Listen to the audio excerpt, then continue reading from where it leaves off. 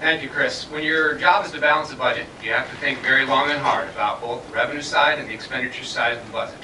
I know I thought very long and hard about the things the state needs to do and how we were going to pay for those things. I'm sure my opponent thought very long and hard when she thought about and agreed to raise property taxes on the homeowners in the Lakeville School District to make sure that they could do something about class sizes. So you got to think long and hard about these things. What we did was we narrowly tailored a tax, fourth tier, 2 cents on the dollar on income over $250,000 a year for couples. That affected about 2% of income taxpayers. That affected about 4 or 5% of small business owners. Didn't like it, didn't want to do it. But let's look what we got for it. We got a structurally balanced budget. We got a balanced budget with surpluses as far as the eye can see.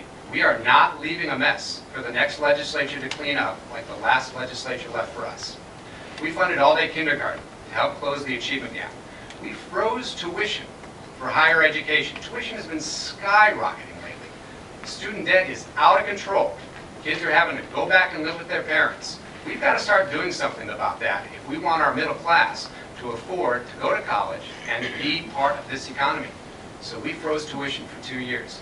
We also provided 2 tax cuts to 2 million plus Minnesotans. Those are all good things. Those are all things that are going to help the economy. A more educated workforce, better chance to go to college, and tax cuts for the middle class. We can keep doing those things now because we are not looking at going back to a deficit. We have surpluses as far as the eye can see. We have stability in our budget for the first time in years. So that's what we got for the decisions we made. I think we did the right thing, even though it was a difficult thing.